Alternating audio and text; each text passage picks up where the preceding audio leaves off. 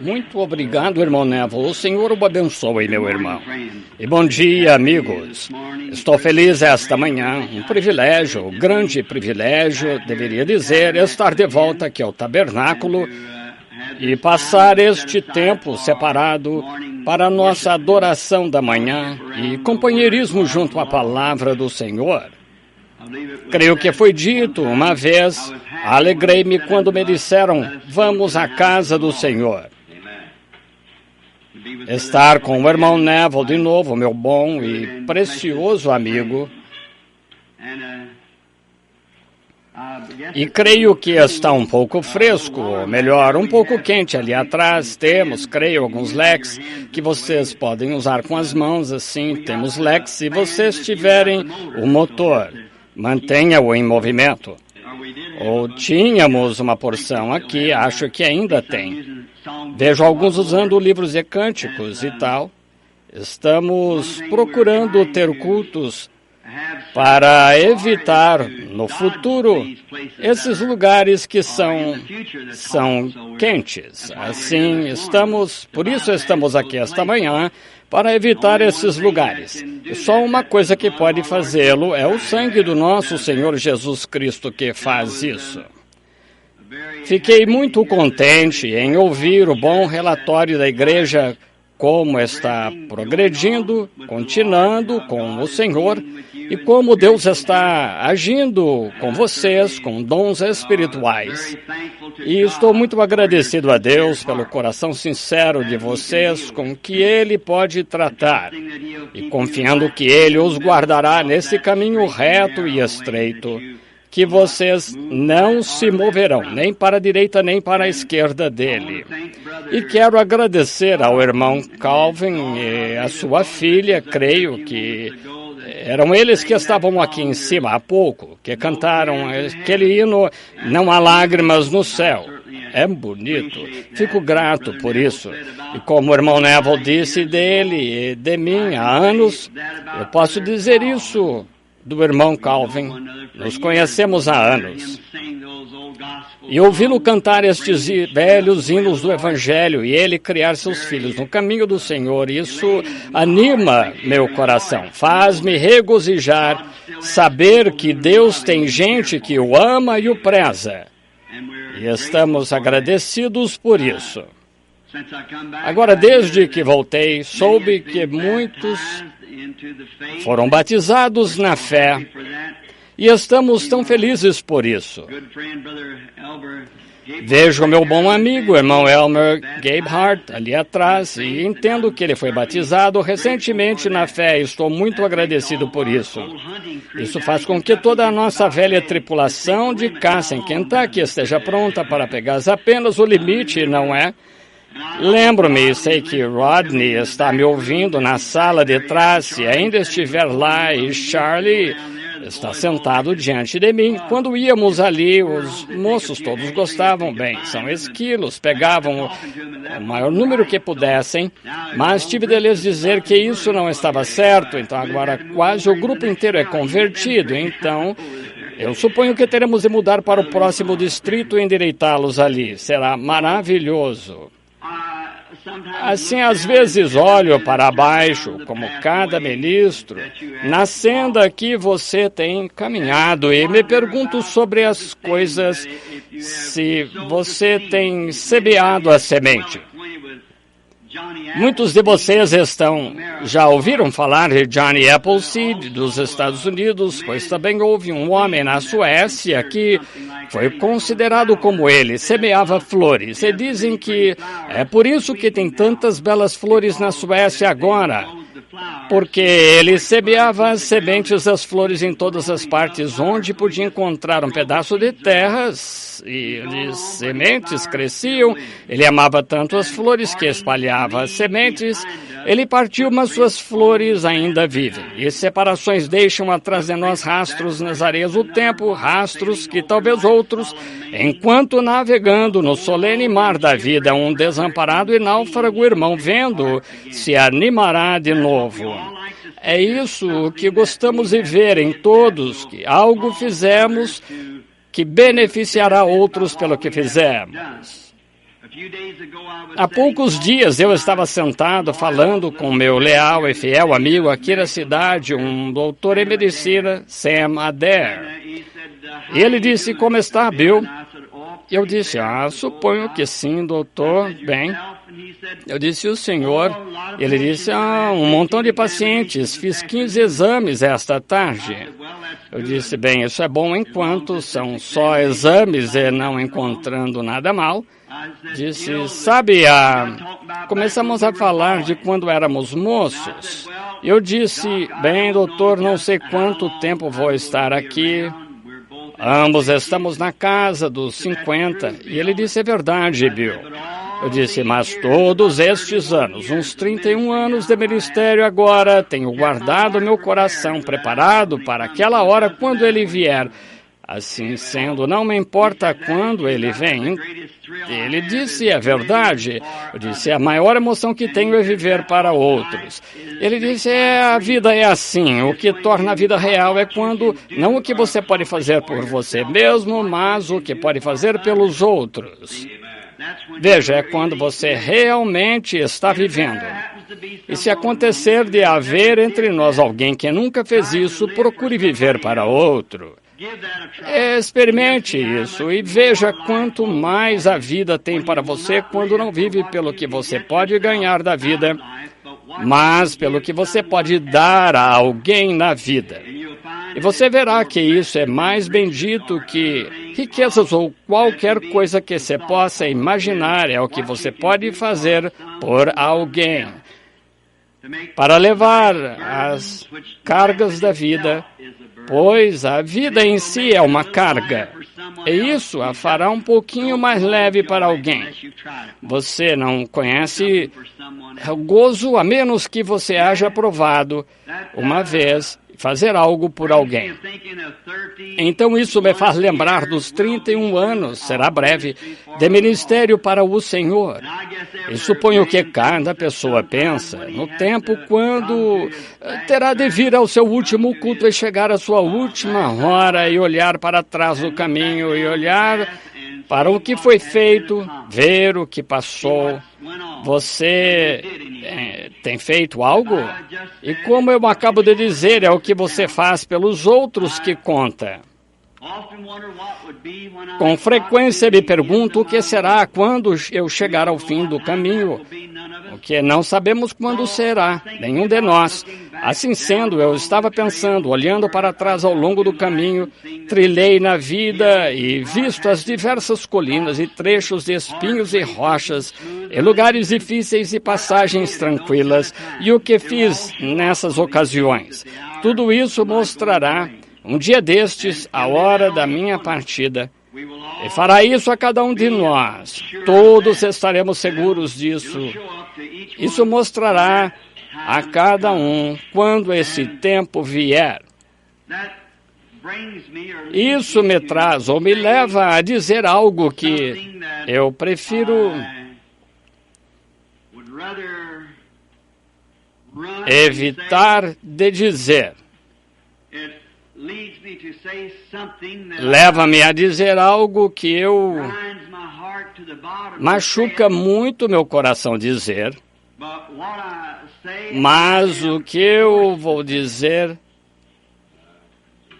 sou forçado a dizer, entendendo que isto está sendo gravado e o mundo ouvirá.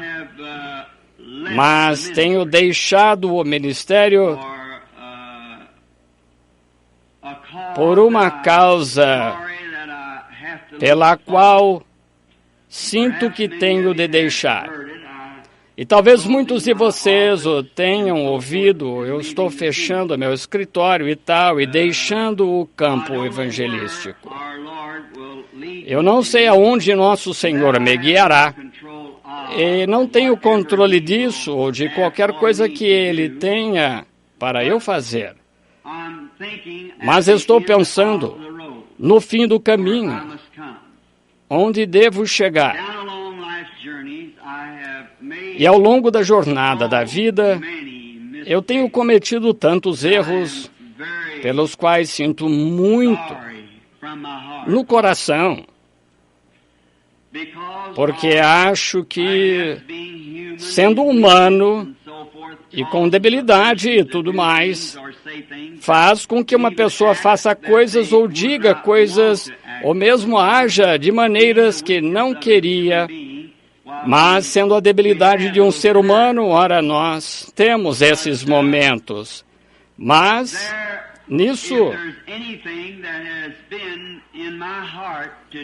se há algo que tem estado no meu coração fazer, é ouvir aquelas palavras do nosso Senhor Jesus no fim desta jornada, dizendo: muito bem, meu bom e fiel servo.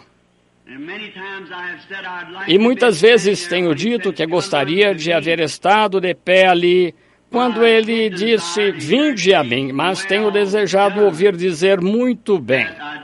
E não ouvi a voz no original dizer vinde a mim, lá nos tempos da Bíblia, quando foi escrita, mas desejo ouvir dizer muito bem. Se há algo que eu queria ser e desejo do meu coração ser, era um verdadeiro servo de Jesus Cristo, meu Senhor e Salvador. Eu quero que meu testemunho seja limpo, claro, de que fiquei firme, mesmo com todos os meus erros, e ainda assim o amei de todo o coração. E faço isso esta manhã de todo o coração. E por causa disso, eu me obrigo a dizer que estou deixando o ministério. E é porque há algo que se levantou entre as pessoas que me fez deixar. Isto é, que tenho sido tirado da minha classificação de ministro ou de irmão, e estou sendo chamado de Jesus Cristo. E isso me poria como um anticristo. Prefiro me encontrar diante de Deus como um covarde do que me encontrar diante dele como um anticristo, tirar algo dele. Eu soube disso uns anos atrás e pensei que fosse uma brincadeira e me encontrei com alguns irmãos, os quais não vejo nenhum deles aqui esta manhã, 2 ou 3, uma vez numa pescaria, e me abordaram sobre o tema dizendo: irmão Branham, o irmão não é Messias ungido, o Cristo? E pus meus braços em volta dos irmãos e todos eles e disse: irmãos, tanto que tenho procurado ser o verdadeiro servo de Cristo e não gostaria que vocês dissessem tal coisa. E se isso algum dia for dito de mim, então eu deixarei o campo com uma consciência limpa. E vocês que fizeram isso serão responsáveis por cada alma que eu haveria salvado durante esse tempo. Vejam, por tirar-me do campo. E pensei que isso havia se acabado. E ouvi outra vez. Não aconteceu dessa forma. E outro dia no Canadá, um irmão me mostrou um pequeno cartão de uma coisinha que levava em seu bolso que dizia: William Branham é nosso Senhor, batizando em nome de William Branham. E um precioso. Se houvesse sido um inimigo, se tivesse sido um inimigo, eu teria tomado como brincadeira, mas um precioso, amado irmão, veio confessar meus pecados e seus erros e falar da sua fé em mim como Jesus Cristo. E tenho cartas em casa, telefonemas de Chicago, de diversos lugares, perguntando se creio dessa forma, nesse dogma. Eu recebi todo tipo de cartas nos últimos dias de telefonemas de diversos lugares, assim, dizendo que eu era Cristo. Irmãos,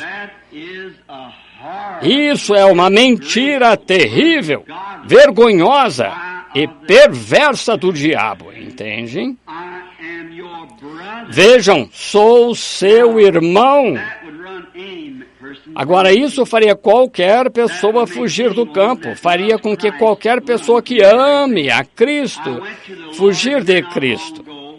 Fui ao Senhor aqui há não muito tempo, quando soube disso pela primeira vez, no ano passado, um ano atrás. Então fui ao Senhor e Ele me levou à Escritura quando João saiu pregando.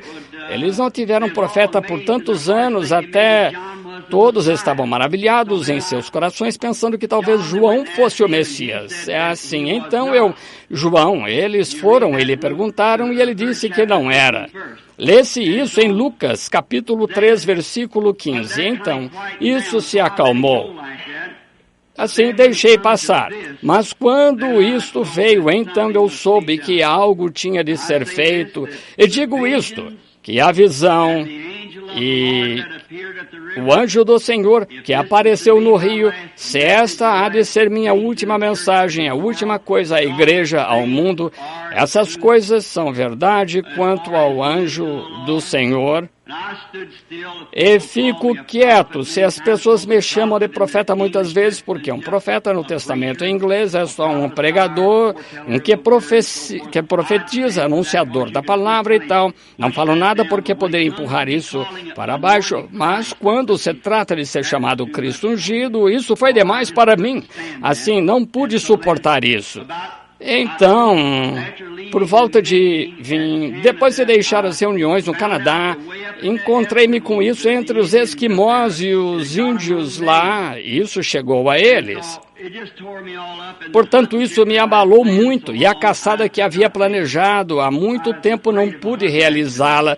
Temia um acidente de caça, se vocês entendem o que quero dizer. Fiquei tão abalado, pior do que estou aqui de pé, da forma como estou. Não podia suportar mais aquilo, pensar que 31 anos de ministério se foram por água abaixo. No diabo, quando tiverem ido embora, que dirão?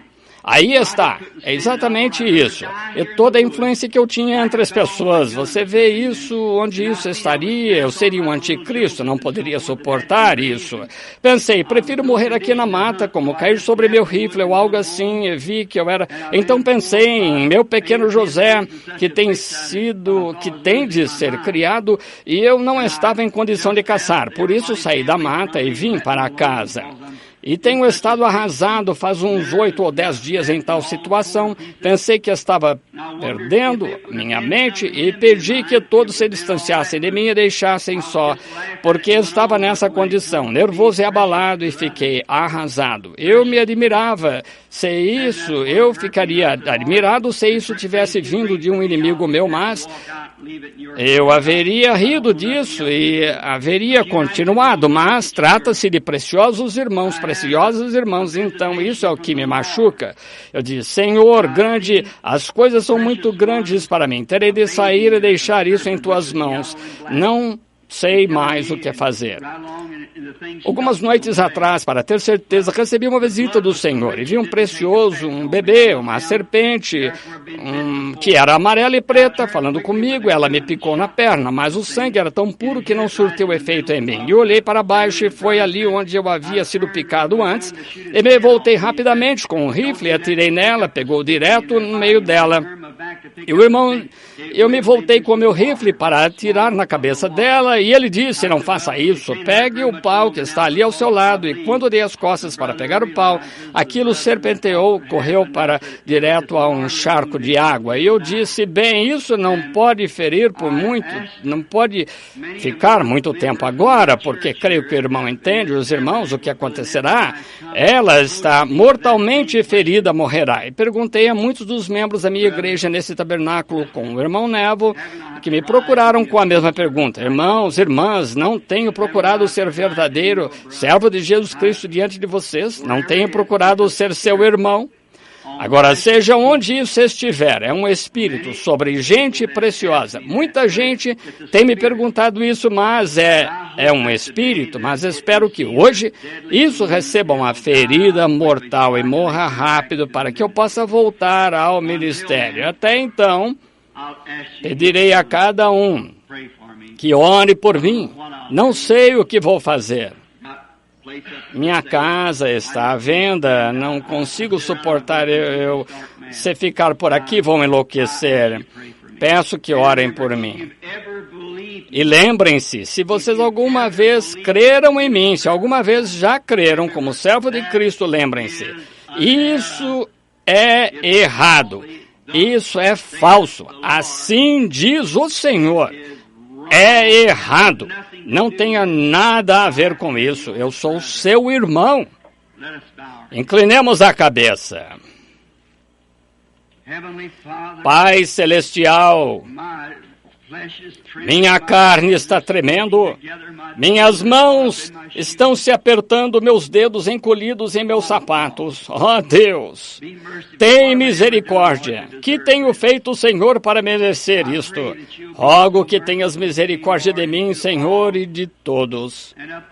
E lá distante, nessas preciosas e amadas pessoas, que possam elas ver seu erro e o que elas têm feito, Senhor, de partir o coração do seu irmão e também, não somente do seu irmão, mas também do nosso Salvador e nosso Pai Celestial.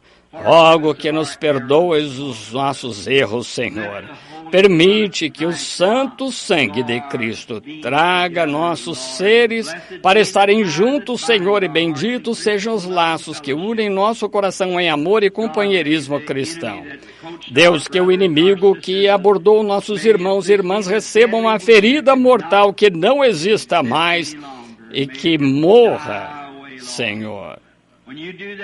Quando fizeres isso, Pai, voltarei ao campo. Mas até então, Senhor, sou teu servo de coração partido, esperando. Isso é mais do que eu poderia fazer com lágrimas e pranto e com a persuasão que tenho procurado, Senhor, com esforço, tu conheces meu coração, para parar isso antes que chegasse a esse extremo, mas foi além do que eu poderia fazer. Assim, Pai, o encomendo em tuas mãos do púlpito de onde tenho pregado por todos estes anos. Entrego isso em tuas mãos. Agora, encarrega-te disso, Pai, em tua própria maneira divina, e quando tudo estiver terminado e acabado, então teu servo retornará. Até então estarei esperando ouvir de ti, Senhor. Abençoa-nos agora e dá-nos um grande culto hoje. Não estamos aqui só para isso, a não ser esclarecer publicamente. Que eles saibam, Pai, que eu te amo e creio em ti, tenho te defendido e quero fazê-lo.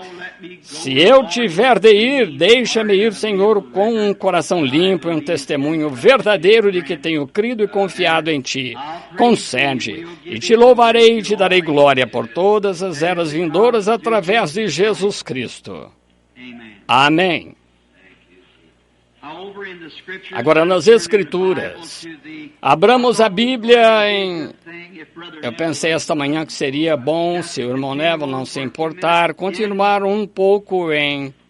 Agora não me deixem ouvir isso mais de nenhum de vocês. Apenas ore e deixe disso. Fique quieto, entende? Não, eu tenho 52 anos, mas penso, talvez, se Deus me guardar e me restar um pouco de vida, quero gastar cada momento do meu tempo para Cristo. Por isso, lembre-se, estou partindo, porque sou forçado a fazer isso. Agora, no livro de Apocalipse, capítulo 4, onde ficamos outro dia quando estávamos no estudo. Apocalipse, capítulo 4, creio eu, na última parte do versículo ou do capítulo. Bem, quantos gostam do Apocalipse? Maravilhoso! Agora, creio que deixamos no quinto capítulo, verdade? Ficamos no capítulo 4, as 4 criaturas viventes. Agora vamos nos aproximar da palavra, esquecendo aquelas coisas que estão no passado. Deus, Pai, ajuda-nos agora porque estamos tão nervosos, mas nos aproximamos da palavra, esquecendo o que está no passado. Prosseguimos agora para o alvo da soberana vocação do ministério de ser servo de Cristo.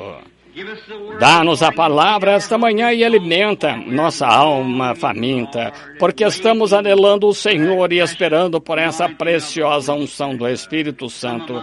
Vem entre nós, Senhor, perdoando nossos pecados e transgressões e permitindo-nos ser teus servos, pois pedimos em nome de Jesus. Amém. Agora vimos as eras da igreja, as últimas 7 eras da igreja, e então, agora creio que alguns estão procurando, vão compilar as eras da igreja, então entramos no capítulo 4 de Apocalipse, que é isto? A revelação de Jesus Cristo, a revelação chamada em latim o Apocalipse, o que significa ser revelado, tirando a cobertura, mostrar, expor, trazer a revelação de Jesus Cristo, o qual era, é e há de vir a raiz e linhagem de Davi. Agora, no capítulo 4, vemos que João foi arrebatado ao céu depois que viu as eras da igreja. Recapitulando só, agora então, talvez melhor ler uns versículos do capítulo 5, então começaremos recapitulando. E vi, na destra do que estava sentado sobre o trono, um livro escrito por dentro e por fora selado com 7 selos. E vi um anjo forte, bradando com grande voz: quem é digno de abrir o livro e de desatar os seus selos? E ninguém no céu, nem na terra, nem debaixo da terra podia abrir o livro, nem olhar para ele. E eu chorava muito, porque ninguém fora achado digno de abrir o livro, nem de o ler, nem de olhar para ele. E disse-me um dos anciãos: não chores, eis aqui o leão da tribo de Judá, a raiz de Davi, que venceu para abrir o livro e desatar os seus 7 selos. E olhei, e eis que estava no meio do trono e dos 4 animais viventes, e entre os anciãos, um cordeiro, como havendo sido morto, e tinha 7 pontas e 7 olhos, que são os 7 Espíritos de Deus enviados a toda a terra. E veio e tomou o livro da destra do que estava sentado no trono. Esses são os 7 primeiros versículos. Agora no capítulo 3 de Apocalipse, encontramos a finalização da era da igreja que terminou com Laodiceia, a era morna da igreja. Então descobrimos que imediatamente depois João foi arrebatado no Espírito acima, no céu. Ele viu coisas que eram e que hão de vir, e coisas que haviam sido. Agora vimos que a igreja não aparece mais até o capítulo 19 de Apocalipse. Então ela volta com seu Senhor, gloriosamente lavada no sangue. Agora, nesta última citação, como fundo para ver onde João está agora, descobrimos que na última mensagem, eu a estava revendo brevemente ontem, o contexto do qual eu havia falado, e João foi levado para o céu e viu essas coisas, e notei ali que ele havia me dado uma revelação de que, sabe, depois da sua ressurreição, muitos estavam com ele, e alguns disseram: o que acontecerá a este homem que está inclinado sobre teu peito, João? Jesus se voltou e disse: que te importa se ele ficar até que eu venha? Assim sendo, ele nunca... Então, saiu uma doutrina. Estão vendo quão fácil pode começar? Saiu uma doutrina que João não ia morrer até que ele visse Jesus vindo, ou até a segunda vinda. A Bíblia diz que houve uma doutrina que saiu disso. No entanto, Jesus nunca disse assim. Ele disse: que te importa se ele ficar até que eu venha? Agora vemos que ele foi levantado aos céus e viu desde então até a vinda do Senhor, como se ele houvesse estado lá e visto tudo acontecer. João mesmo não viveu, ele viveu uns 90 anos, então morreu numa morte natural, o único dos apóstolos, depois de vir do seu exílio na ilha de Patmos. Agora, há um ponto notável que eu gostaria, creio que tiraram meu quadro negro, mas gostaria de enfatizar isso um pouco antes de chegar a essa parte importante. É glorioso. É um maravilhoso, capítulo maravilhoso. Então, o próximo capítulo começa com a abertura destes selos.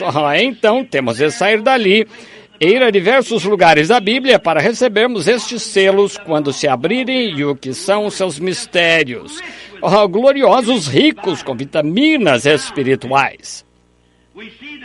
Agora vemos que uma das grandes e notáveis coisas ao que eu gostaria de chamar a sua atenção são as criaturas viventes da última parte do capítulo 4 que João viu observando essa arca do pacto. Lembra-se de como foram colocados, justamente como Israel, em sua marcha. Agora, ali estava a face da criatura vivente. Descobrimos que estas criaturas não eram anjos, tampouco homens. Eram querubins. E os encontramos no Antigo Testamento, com uma arca. Nós os encontramos no Novo Testamento e então os encontramos de novo na vinda do Senhor. Querubins, guardando o propiciatório. Do propiciatório, ninguém podia se aproximar, a menos que houvesse uma expiação ali para aquela pessoa. A única forma que o santuário, quando foi aspergido por sangue, então chegou a ser propiciatório, mas depois que o sangue foi tirado, tornou-se tribunal. Ninguém podia suportar os juízos de Deus. A única coisa que podemos esperar é misericórdia, não juízo, não justiça. Não podemos nos aproximar da sua justiça, porque sua justiça... Ele terá de cumprir sua palavra, e cumprindo sua palavra, no dia em que dela comerdes, neste dia morrereis. Quem queria justiça? Eu não quero justiça. Eu peço misericórdia. De que a misericórdia de Deus e o propiciatório está aspergido. Mas havia um tempo de limpeza no santuário, que era um tribunal, quando o sangue foi tirado do propiciatório. Agora... estamos chegando a esse tempo, estamos agora abordando essa era, uma limpeza do santuário, e os juízos caindo sobre a terra, entendem? Desde que o sangue esteja ali, Deus não pode destruir a terra. Enquanto o sangue estiver ali, ninguém é pecador diante de Deus.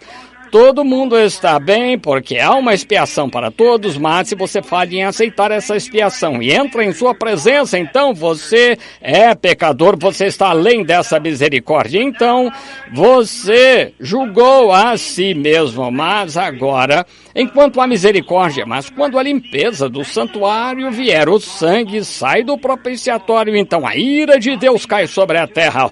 Deus, tem misericórdia de nós, que não sejamos encontrados naquele dia sem as misericórdias de Deus.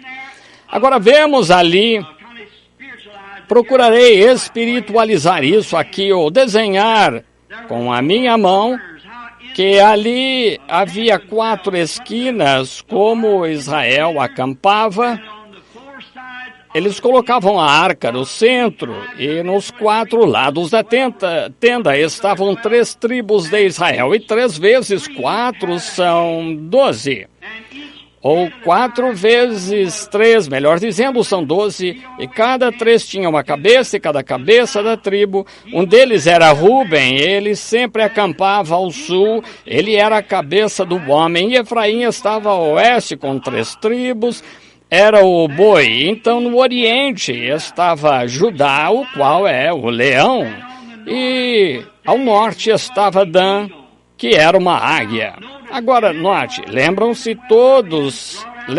bem como os desenhamos aqui: a águia, o boi, o homem e o leão.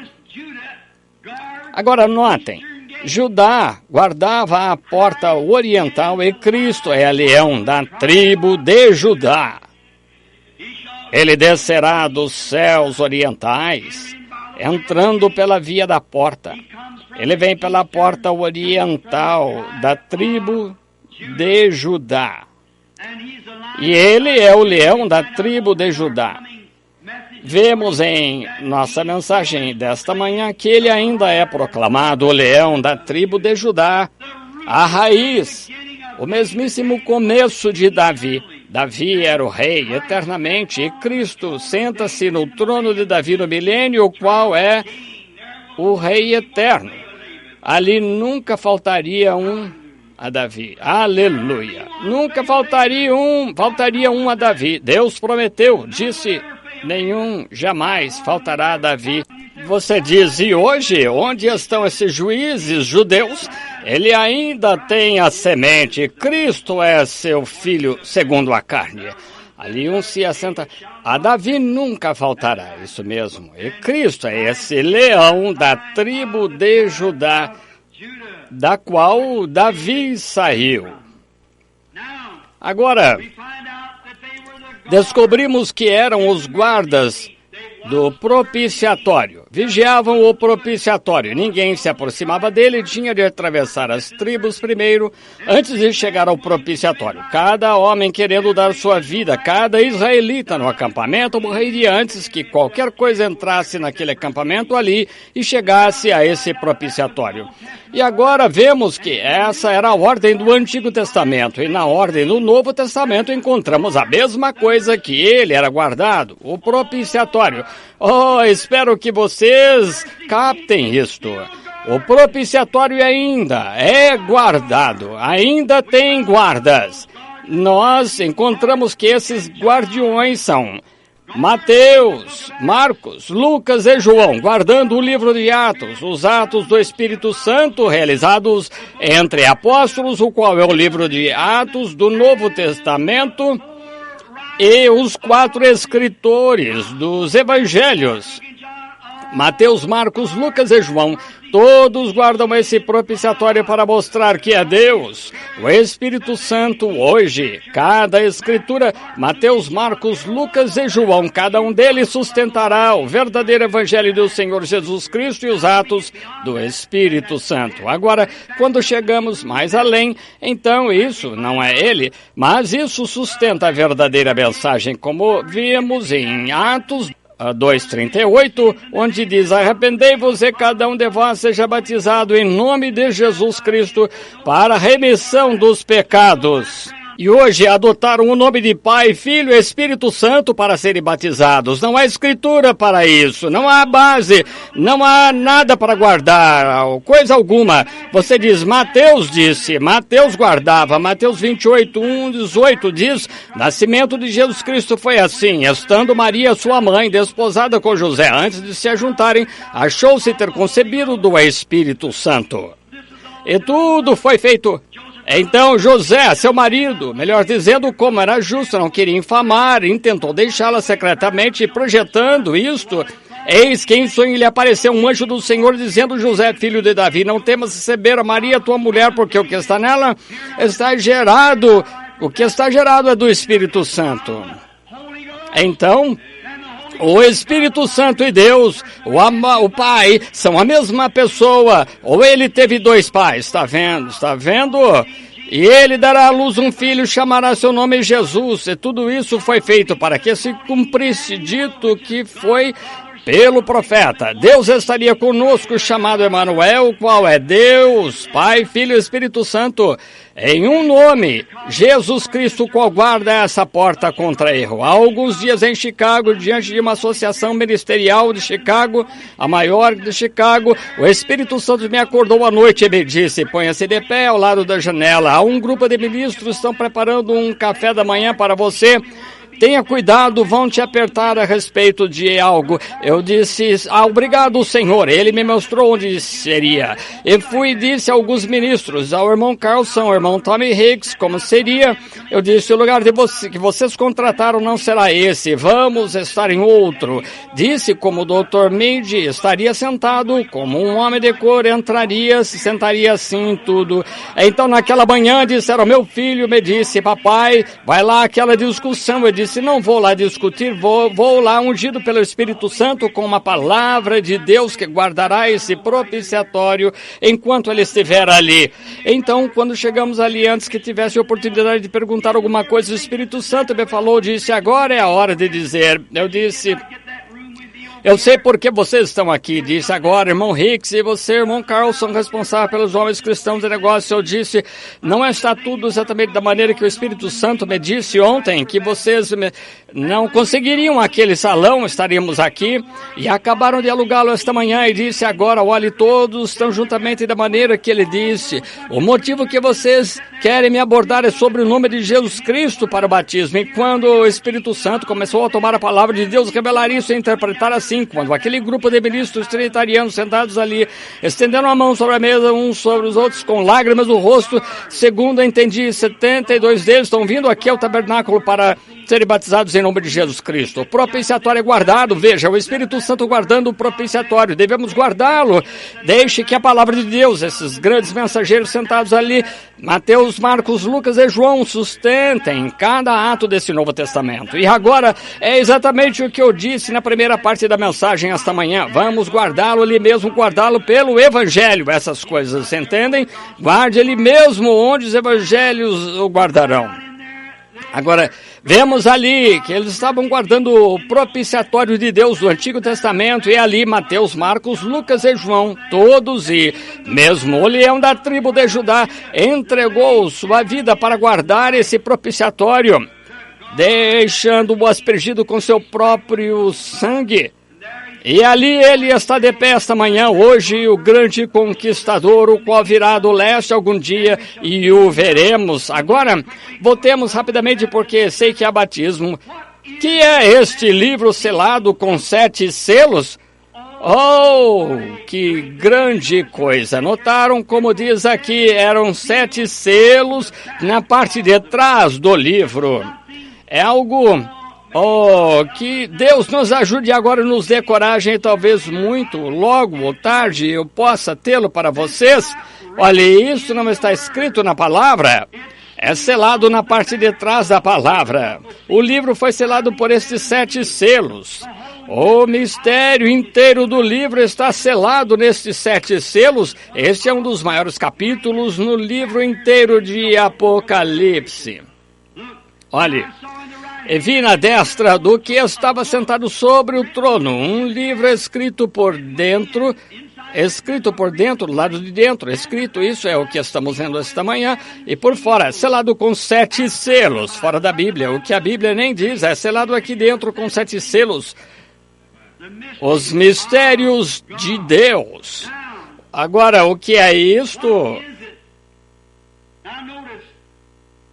Agora notem. Um selo representa um produto finalizado, algo que já foi provado, examinado e então selado. Onde temos o penhor da nossa salvação agora, ao estarmos selados com o Espírito Santo. Esse é o penhor da nossa salvação. Vejamos, só um minuto, tem uma escritura escrita aqui, várias delas, não terei tempo de abranger tudo, mas vamos abrir em Efésios um momento e ler no primeiro capítulo de Efésios, para que vocês entendam o verdadeiro significado.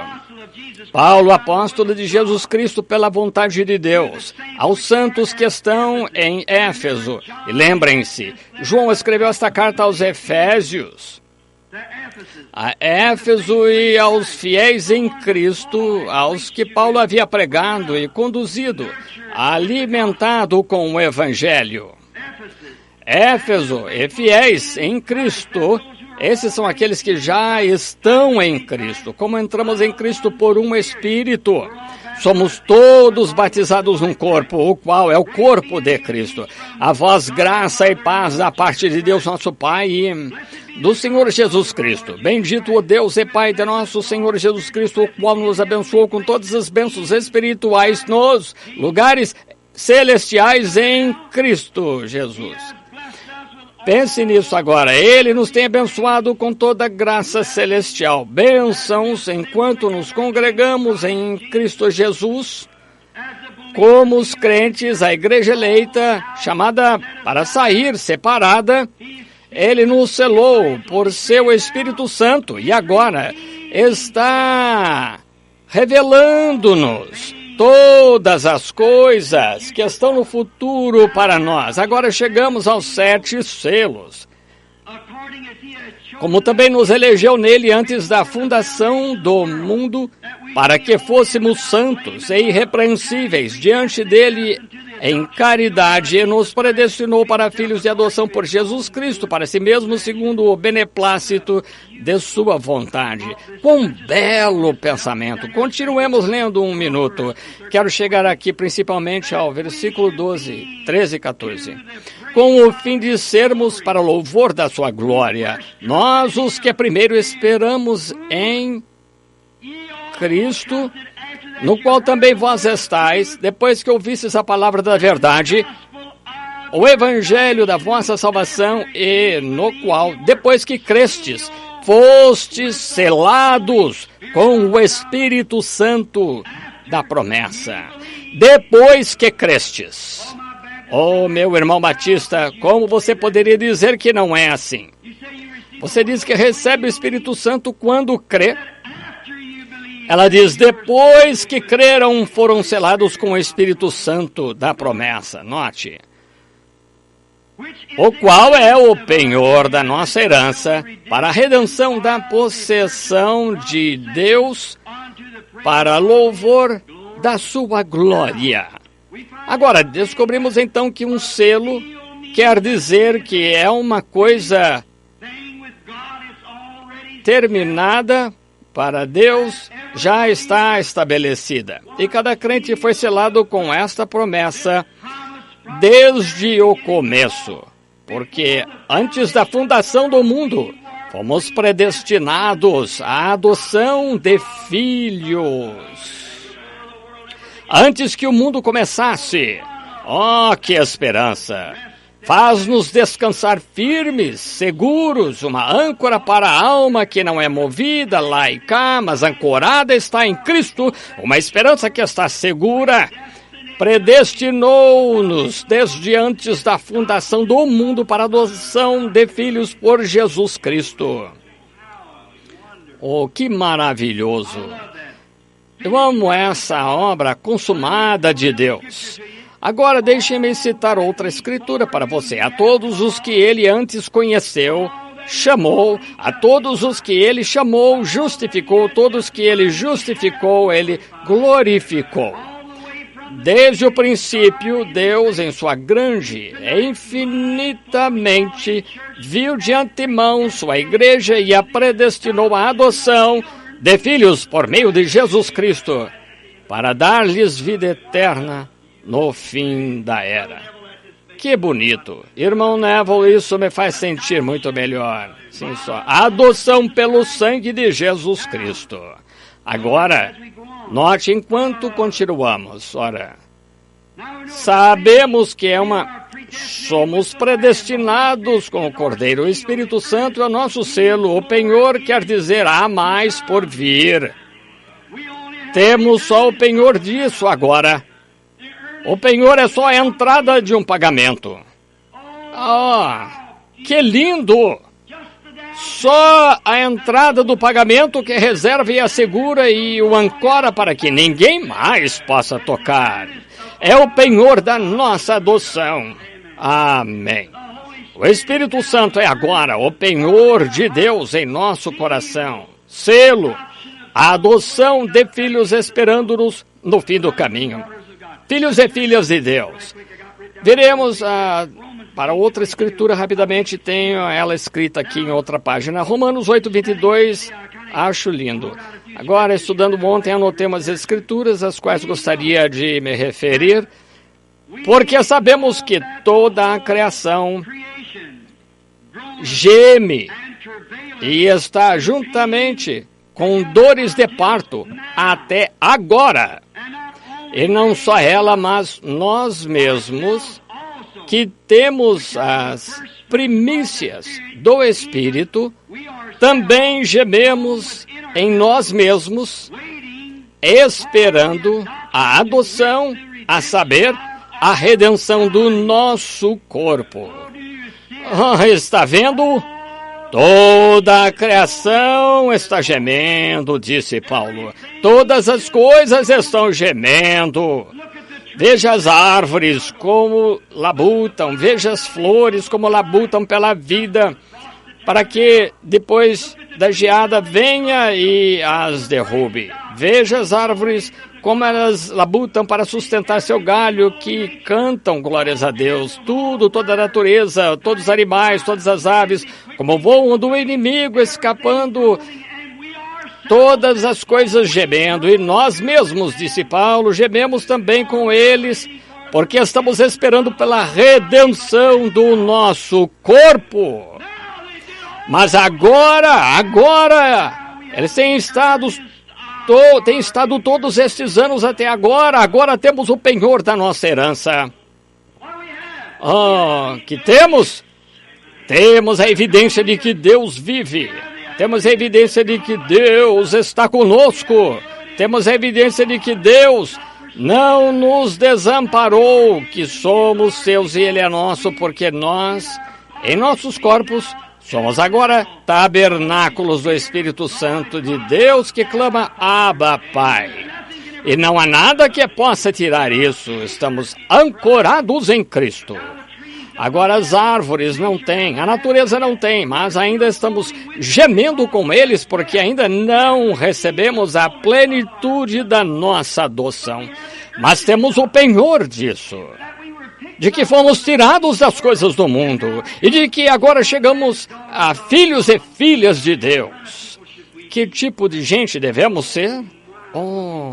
Quando pensamos nisso, pense nisso. Agora temos o penhor. Nosso espírito está gemendo pela adoção plena, mas agora temos o penhor disso. Enquanto recebemos o Espírito Santo, Ele é o penhor da nossa completa adoção ou completa salvação. Que lindo.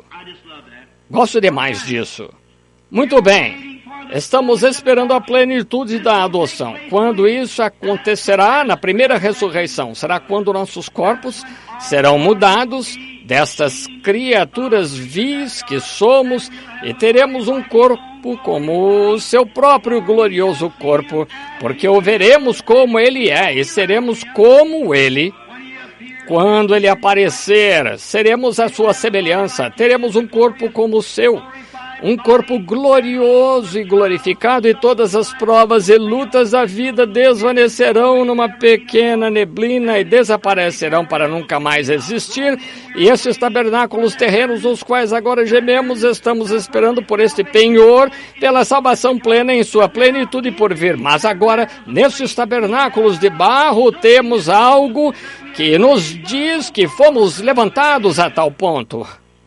Amém. Que é o penhor? É a pequena entrada de pagamento que reserva isso, irmão Down. É o penhor. Agora, uma vez quando amávamos as coisas do mundo, pecávamos, andávamos fazendo as coisas do mundo e não nos preocupávamos com Deus, estávamos distantes dele, sem Deus, sem Cristo no mundo. Agora, Deus enviou o seu Espírito Santo e por meio dele somos levantados dessas coisas. Agora temos o penhor, que sabemos que passamos da morte para a vida. Amém! Aqui, enquanto eu estava procurando mostrar isto, aqui está onde o pecador comum corre, aqui embaixo, no fundo. Agora, o cristão sobe um pouco mais que isso. Ele se levanta por cima de todas essas coisas. Esse é o penhor da sua salvação. Agora, que vocês podem saber o que as visões fazem com você. Assim sendo, ajuda-me. Deus sendo meu juiz, eu nunca tentei ser diferente. De ocorrer, guardo para mim mesmo, porque eu vejo que isso causa. As pessoas não estão prontas para tal ministério.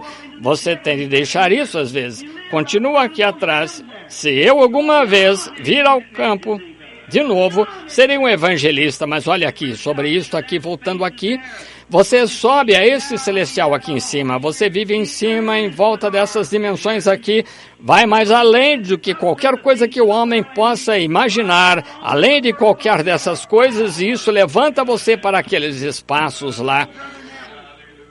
Mas veja, agora temos Espírito Santo, penhor da nossa herança, porque temos sido levantados acima das coisas do mundo, mas estamos acima do mundo. Irmão Neville, Deus tem misericórdia e conceda à igreja do Deus vivente. Quando nós chegamos a pensar que a igreja é uma igreja formosa, que estamos procurando nos comparar com as coisas do mundo, tentando ter a melhor equipe de basquete do que eles, o melhor edifício, o melhor jogo de cartas, o melhor disso, daquilo. Ora, como podemos ainda fazermos comparação de nós com o brilho do mundo? O Evangelho não é um brilho, é um resplendor. Há uma diferença entre brilho e resplendor. Nós só damos voltas, como eu tenho dito, levando um cadáver de um necrotério a outro, mudando membros e tal. De que serve isso? Estamos tentando tornar isso brilhante, grandes torres, lindos lugares, como os metodistas, ou um lugar melhor do que os batistas, todos tentando competir com católicos, e temos jogos e festas, jantares, diversões e tudo mais. E essa igreja nunca pode se comparar com o mundo, como vocês podem, com seu divertimento da igreja, ainda se comparar com a loja maçônica, ou algumas daquelas pessoas que podem entreter. Esse é o terreno deles, não tente entrar no terreno deles, mas temos algo que eles não têm. Temos Jesus, deixe que venham aqui se querem algo. Fiquem em Cristo, temos Jesus, eles não podem ter Jesus até que passem por aqui, e quando passamos por lá, estamos fora do seu território. Não tente brilhar, resplandeça. E você não pode resplandecer, você tem de deixar que ele resplandeça por você. O pequeno vagalume, ele não brilha porque quer, brilha porque há algo nele brilhando, fazendo isso, algo dentro dele brilha. Bem, assim é com o Espírito Santo. Não temos de ser peculiares, diferentes, algo mais.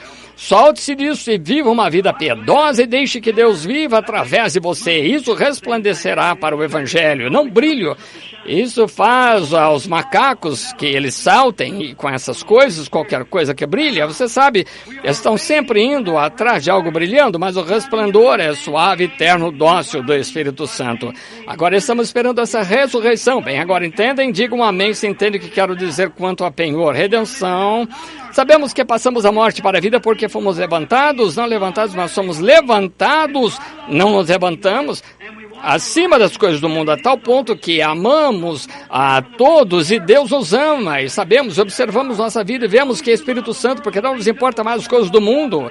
Aí está, enquanto você ama o mundo, as coisas do mundo, então o amor de Deus ainda não está em você, entende? Mas desde que você esteja acima disso, então você sabe que tem a herança, está a caminho da sua plena redenção. E agora, isso não virá, veja, até que primeiro temos de ter Jesus, e quando ele vier, então teremos um corpo como seu corpo e seremos como ele. Isso mesmo. Agora, vemos algo que foi perdido aqui, porque a Bíblia assim diz, aqui no livro, que nos redimiu. De que fomos redimidos? Algo que devíamos haver perdido? Antes que algo possa ser redimido, deve haver algo que nos redima. E toda a herança que tínhamos foi redimida, então já devemos ter tido algo uma vez que não temos agora, mas este Cordeiro vai redimir, entende? Tivemos alguma coisa que perdemos. Agora note, o que perdemos? Bem, foi entregue a Adão a vida eterna, enquanto ele comia da árvore que tinha vida eterna. E notamos outra vez que Adão ele herdou a terra, ele era como um Deus amador sobre a terra era sua. Tudo foi entregue em sua mão, ele podia fazer o que quisesse. Ele deu nome, chamou, fez tudo o que quis, ele era um verdadeiro filho de Deus. Agora, na queda, Adão perdeu o título de propriedade e ele perdeu para Satanás. Satanás tomou o título de propriedade, Adão era muito indolente, ele não redimiu seu direito, porque não podia redimir seu direito, mas Satanás, o qual não o possui legitimamente, mas possui isto porque ele é o Deus desta terra. A Bíblia diz que sim, ele possui, não porque ele legitimamente o tem, mas ele o possui, entende? Satanás possui isto, ele está com isso na mão, a morte está em sua mão, a terra em sua mão, o mundo lhe pertence, cada nação lhe pertence, ele governa e controla o mundo inteiro e tudo no mundo. Satanás tem isso, mas graças a Deus, não somos do mundo, entendem? Assim sendo, aí está vendo? Não quero dizer a igreja, ele não controla a igreja, controla o mundo, ele disse que eram seus e...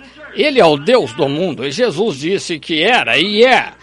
Ele é o Deus desta terra que tem cegado os olhos das pessoas, o Deus dessa terra, e ele é o Deus do céu.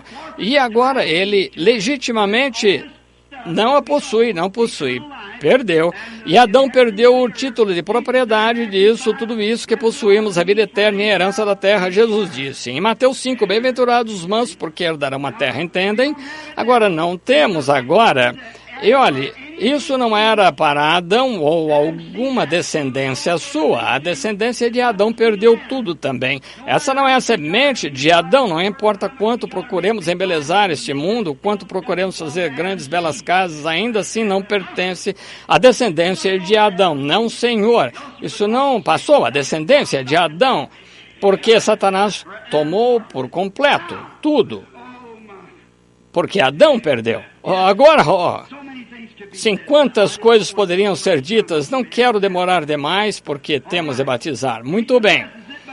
Ele possuiu, mas ele não possuiu legitimamente. Satanás o tem quando o legítimo dono o perdeu. Há só uma maneira de poder ser redimido. Agora, é por um parente próximo. É o único que legitimamente pode redimir.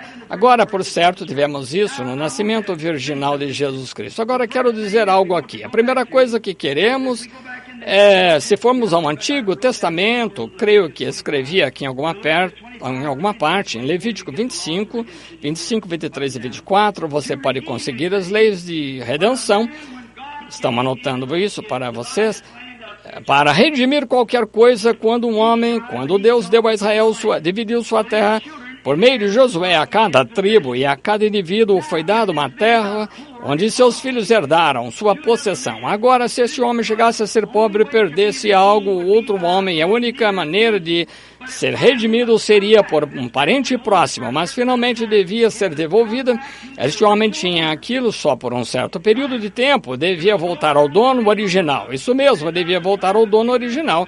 Se fosse da tribo de Judá, se ele estivesse ali e aquilo fosse destinado a seu pai, então aquilo era para ele ou algum parente próximo que poderia pegar. Mas agora ninguém mais podia, legitimamente, eles poderiam tê-lo, podiam ter o direito daquilo, podiam ter a propriedade, até que a dívida fosse paga, mas quando o legítimo homem viesse, a pessoa que, digamos, por exemplo, se eu possuísse uma parte de propriedade e eu perdesse e a vendesse ao irmão Neville, que fosse de outra tribo de Judá, e talvez vendesse a um forasteiro, e ele legitimamente possuía, podia entrar ali, lavrá-la, tomar os produtos dela e tudo mais, mas tinha apenas a escritura. Ele não podia possuí-la, essa era a lei em Israel. Agora a lei em Levíticos 25, você verá que não podiam possuí-la legitimamente, só tinham. Bem, agora, por exemplo, meu filho, Billy, ele queria tomar, que se ele quisesse vir a comprar esse terreno, então o forasteiro, o irmão Neville, alguma outra pessoa possuísse, estivesse possuindo a escritura daquilo. Agora, se esse fosse meu parente próximo, fosse meu consanguíneo, não podia retê-la mais, não, senhor. Tinha de entregá-la quando este preço fosse pago, quando, digamos, $25 mil pela propriedade. E bem, então, digamos que irmão Tony viesse e dissesse, irmão Neville, comprarei a propriedade do irmão. Não poderia fazer isso, irmão Neville diria, não, senhor, não quero vendê-la. Quanto você daria? 25 mil.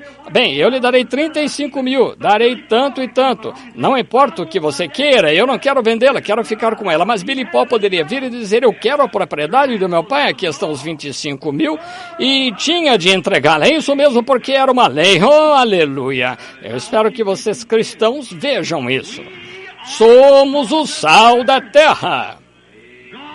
Deus deu isto a seus filhos. Ele nos deu a jurisdição sobre toda a natureza, todos os animais, toda a vida em todo lugar. Mas Adão, nosso pai, entregou isso a Satanás. Mas aonde isso chegou? A seu dono legítimo, Deus quem a fez. Amém. Não é de se admirar que João dissesse que chorou amargamente, porque não podia encontrar ninguém que fosse digno de redimi-la. O homem tinha de ser digno. João disse, chorei amargamente, quando ninguém podia tomar o livro, nem olhar para ele ou romper os selos. Ele disse, por quê? Nenhum homem no céu, na terra, debaixo da terra, nenhum lugar, nenhum homem. Agora, ele nunca levou em conta os anjos. Lembrem-se, essa terra não foi entregue a anjos. Ela é a herança dos homens. Gabriel era digno, claro, alguém mais era digno, Miguel. Pode ter sido digno, pode ter sido que tenha sido digno de fazê-lo, mas nenhum homem era digno, está vendo? E João chorou muito. Alguém disse, porque ele mesmo não se encontrava digno. Não é isso, o homem estava sob a influência do Espírito Santo, não podia cometer erro como esse, mas ele era, simplesmente não era digno, ele não pôde achar ninguém digno. Assim sendo, então ele disse, o ancião saiu, ou melhor, um forte anjo, disse, não chores, porque o leão da tribo de Judá, amém, a raiz de Davi, venceu, amém, conquistou, em outras palavras, ele é digno de tomar o livro, amém. Lembrem-se, ele não o havia visto até então, porque estava assentado em um trono, o trono de Deus, ele estava do lado de dentro do santuário, ele não o havia visto até então, assim, João estava esperando para ver o leão sair, mas viu um cordeiro. Aí está, irmãos, através da mansidão, através da doçura, através do Espírito Santo que conquistamos, não algum grande e poderoso, gigante intelectual, mas aquele que pode humilhar-se é quem conquista. O homem que pode ser maltratado aqui, acolá e continuar sendo servo de Cristo e é o conquistador. Agora ele disse, ele venceu, ele é digno de tomar o livro e abri-lo e de desatar os selos. Agora, vamos ver um pouco depois, talvez hoje não, que estes 7 selos contêm o que fizeram. Agora, trataremos um pouco sobre redenção antes que esta pessoa pudesse redimir. A primeira coisa era que tinha de ser digna, o tipo certo de pessoa. Então, se cumpriu quando Jesus Cristo nasceu, nascimento virginal, porque ele era Deus mesmo feito homem, ele era Deus em carne humana. Ele tinha de ser digno e o sangue virginal de Jesus Cristo o fez digno. Agora vemos que, se você verificar as escrituras em 1 Pedro 1, 18 a 20, se você tem em mente as escrituras, ele tinha de ser digno, e ele foi porque ele tomou sobre si a forma de homem, chegou a ser homem, o nosso parente, e ali o encontramos então, a parte bela de Deus Jeová, feito carne, e habitou entre nós como o digno, amém. Ele venceu, Deus tomou a forma de carne humana, veio à terra, nasceu como um bebê e andou entre nós. E pelo seu sangue santo ele venceu. Agora, no Antigo Testamento, quando um homem requeria sua propriedade, o que fazia? Ele pegava um ancião, 10 anciãos, e ia à porta e apresentava o que ele ia fazer para redimir o que ele havia perdido e mostrava quem era, e era dado um testemunho. Encontramos essa bela história aqui, como tinha uma nota aqui para não esquecer, estando nervoso esta manhã, sobre Ruth e o parente Boaz. Repassamos isso não faz muito. Quero que vocês notem 3 etapas nesse descanso. Quero que vocês notem o descanso da igreja. A mesma coisa. Agora observe, o primeiro lugar que encontramos, como todos ouvimos aquele sermão, o parente redentor. Deus se fez carne para chegar a ser redentor. Ele era aquele aqui no capítulo 5. Capítulo 5 disse, e ninguém no céu, nem na terra, nem debaixo da terra podia abrir o livro, nem olhar para ele. E eu chorava muito porque ninguém fora achado digno de abrir o livro, nem de o ler, nem de olhar para ele. E disse-me um dos anciãos, não chores, eis aqui o leão da tribo de Judá, a raiz de Davi que venceu para abrir o livro e desatar os seus 7 selos. Ele é o único. Ele é aquele que estamos esperando. Notem como Ruth, como Noemi, Boaz é um perfeito quadro. Como Noemi no tempo de fome deixou a igreja, deixou o país, passou a terra dos Moabitas para habitar ali, peregrinar, ela perdeu tudo que tinha e quando ela se foi, seu esposo Elimeleque morreu enquanto estavam ali, sendo assim deixou sua herança para que qualquer um pegasse. E então quando vieram, ela voltou, trouxe a bela jovem viúva moabita. E quando Boaz viu aquela viúva, um tipo de Cristo, ele se enamorou dela. E ele a amou, sendo então ele tinha de redimir. A única forma de poder tê-la como esposa era redimindo o que o seu irmão Elimeleque havia perdido. Então ele perguntou a seu outro irmão se o redimiria, um mais chegado que ele, e ele não podia. Então ele foi fazer um exemplo perfeito das leis de Deus. Ele foi aos portões, retirou seus sapatos e disse: seja conhecido nesse dia que redimi tudo o que Noemi tinha, tudo o que ela tinha, tudo que Elimeleque, meu irmão, perdeu. Sou agora o parente próximo, sou aquele que pode redimi-la, porque vim requerer isso. Se há algum homem aqui que possa mostrar justa causa, ou qualquer um mais próximo do que eu, que seja conhecido. E todos cerraram as bocas. Então ele tirou seu sapato, lançou como testemunho: redimi tudo o que nosso irmão Elimeleque tinha. Porque era um parente redentor, e como é belo, é uma maravilhosa história. E então, todo este tempo, Ruth estava descansando, esperando para saber o que aconteceria. Então ele voltou. Ninguém pôde dar um testemunho contra. Ele voltou, tomou Noemi, tomou Ruth, a bela moça moabita, e se casaram, viveram nesta possessão. Que bela história! Há 3 etapas em Ruth. Ruth decidindo, ela estava decidindo se tomaria a decisão ou não de voltar à pátria, como a igreja. Ruth servindo quando saiu a recolher espigas. Ruth descansando, é o que está fazendo agora a igreja. Agora Ruth recompensada, esse é o seu próximo acontecimento, é a recompensa da igreja. Agora, não temos tempo porque vocês têm batismo, são 11h15 agora. Mas talvez voltemos a isso no próximo domingo, em algum outro domingo, no futuro. Se o Senhor permitir, eu gostaria de tomar isso para mostrar os 7 chifres, 7 olhos, exatamente os 7 selos, 7 ministérios de anjos, 7 anjos da igreja, 7 estrelas. Isso é para que vocês... E aqui se une tudo. Tinha de ser digno, então Jesus era digno. Em sua volta, gozaremos plenamente a bênção da redenção. Os mansos herdarão a terra. Homens e mulheres serão de novo filhos e filhas de Deus, e o movimento milenar completo começará. Que lindo! E o anjo forte, em alta voz, clamando: quem é digno? Quem pode fazer isto? E então o ancião disse: não chores, porque o leão da tribo de Judá, ele é digno e tem vencido. E ele tomou o livro e o abriu e desatou os selos. Ele não disse o que aconteceu a eles. Quando chegamos a esses 7 selos sendo abertos através da Bíblia, observe o que aconteceu. Aqui nesse livro selado, 7 vezes em que entramos agora, tem um ministério pleno e todas as bênçãos redetoras de Deus. Lembre-se, ele é o Cordeiro, ele é o único que o redimiu. E lembre-se, selado na parte de trás do livro, não escrito por dentro. É selado na parte de trás e não está escrito dentro, e foi o único que pôde abrir o livro ou revelá-lo, ou revelar os selos, o único que pôde fazê-lo.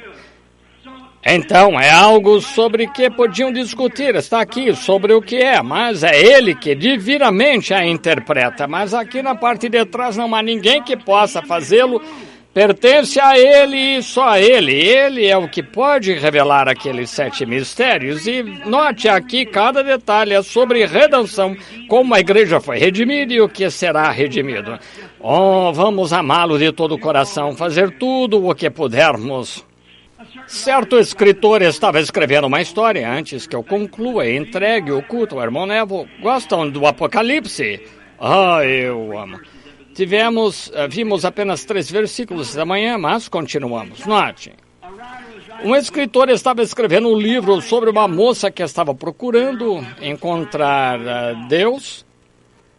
E muitas vezes buscamos a Deus e esperamos em Deus. E se Deus estivesse em todas as partes, se ele tivesse um grande trono em algum lugar, todos creiam em Deus. Então, se Deus pusesse um grande trono aqui em algum lugar, se dissesse ele assenta em certa cidade, aqui lá está ele é Deus e você vai a ele pode tornar assim. Ora, todos creriam nele, então a fé seria nula, não teríamos de ter fé de maneira alguma. Veja, será assim no milênio, mas agora está chamando, tentando encontrar antes que parece misterioso, escuro. Veja, você não sabe como fazê-lo, mas por fé cremos. Foi por isso que ele fez. Todos veem isso. Agora, se Deus sentasse no trono e dissesse, olha, aqui está, ali está Deus, ele vive em certo lugar, diríamos, querido Senhor Deus, tu farias isso? Sim, eu farei, seria feito. Veja, bem, por isso é Deus, entende?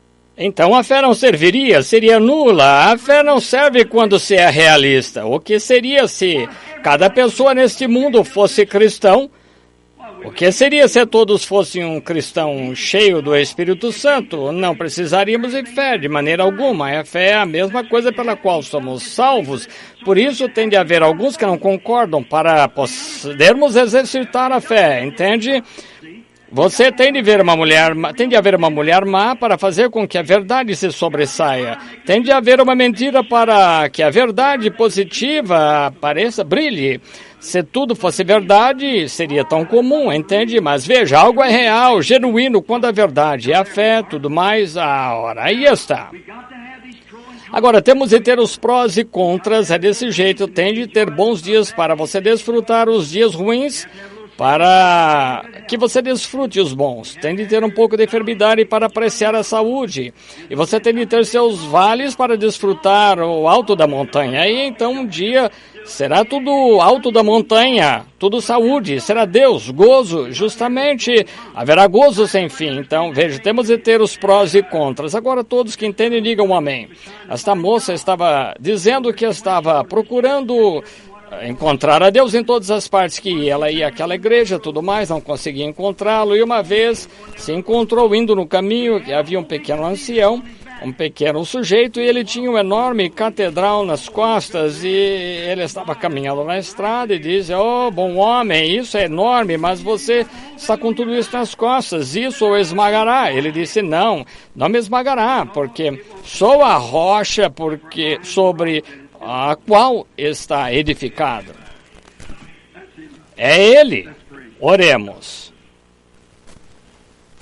Ó rocha das eras, estou tão alegre de estar numa catedral, sabendo que estamos descansando na rocha.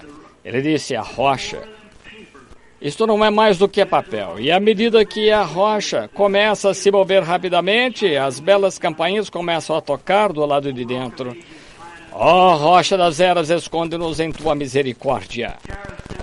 Conduze-nos no caminho e ao riacho da vida, que nosso coração esteja cheio de gozo, cantando louvores a ti ao longo do caminho. Agradecemos-te por esta visitação do Espírito Santo esta manhã na palavra, e como entrou e tornou a palavra tão real para nós. Perdoa-nos nossas negligências e o que fazemos, dizemos que seja mal. Perdoa-nos por isso. Ajuda-nos a sermos melhores cristãos.